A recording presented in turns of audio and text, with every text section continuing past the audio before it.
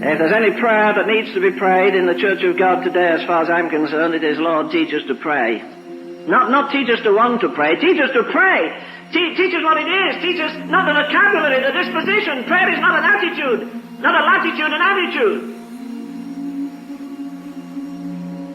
Prayer is not a position, whether you kneel or face the east. Prayer is not a position, it's a disposition. That's why the Apostle Paul says that it is possible to get to that place where you pray without ceasing, where every moment of your life you're in an attitude of relationship to Him, not for something you want, that somehow God might come again and breathe. You see, the answer to America tonight is not in the White House, forget it. The answer to America is in God's house.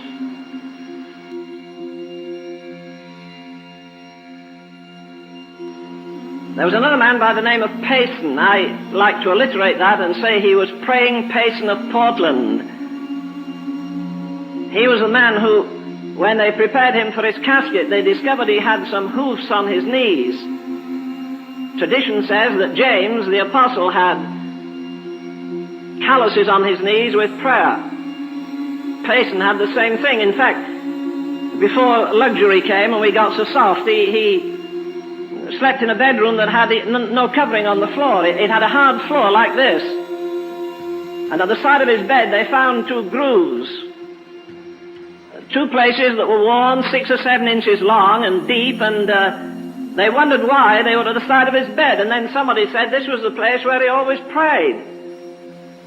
And actually he had ploughed 2 grooves in the floor of his bedroom in his intercession.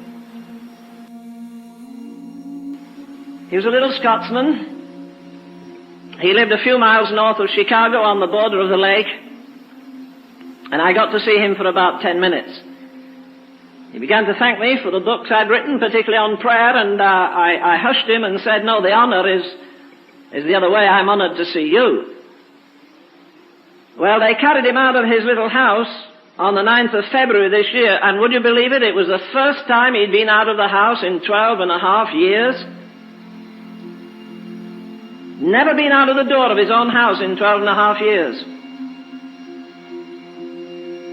Never been to bed one night for 30 years. This isn't back in Finney's day or in the days of when they were breaking the frontier here. This is in our day, in your day, in my day. Just a few months ago. Of course, they didn't put his picture on the front of Time magazine. If they did, I'd have objected to it anyhow. But this little man learned the art of intercession. He prayed every night from 10 at night until 5 or 6 in the morning, whenever the burden lifted. Now, somebody will ask me the question, did he sleep? Well, what do you think he was? Of course he slept. But he learned to do what the hymn writer says in that hymn, work for the night is coming, give every flying minute something to keep in store. He pushed the day around. In case you don't know, there are 24 hours in it. They're divided into 3/8 normally. You work 8, you sleep 8. What do you do with the other 8? On the same basis, you live 60 years, you work 20, you sleep 20, and what do you do with the other 20? One of the hymn writers says, I often say my prayers, but do I ever pray? Like the little boy went to church with his daddy bowed his head, did this, and the little fellow said, what did you say? He said, shut up. Because he couldn't remember, never mind the Lord. Therefore pray. Always pray. I've said this often and it's got me into trouble, but I'm still going to say it anyhow. I'm quite sure of this, that no man, I don't care how large his church, don't care how many books he's written, how far he's traveled, I do not believe that any man or woman is greater than their prayer life. If you learn this lesson while you're young, you younger folk, you know, nobody can impress God. Ever thought about that?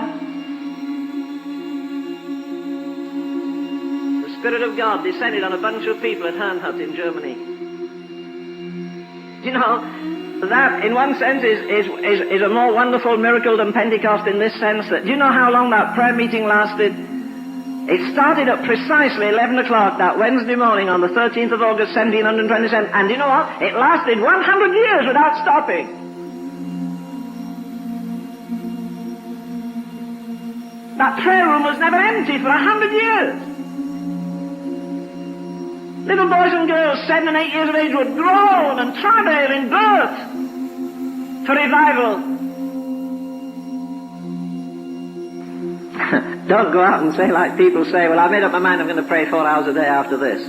Why don't you make your mind up you're running the Olympics tomorrow? You have as much chance. You don't change overnight. We approximate to it. We get our muscles stronger and stronger in the place of prayer. You get to the place where you'd rather sweat, you'd rather weep in His presence than laugh in anybody else's presence. You'd rather God whisper a secret into your heart that breaks you than somebody give you the prizes that all the world covets. I don't think I ever go to a prayer meeting for what I pray, one simple prayer amongst others. And that is, Lord, teach us to pray.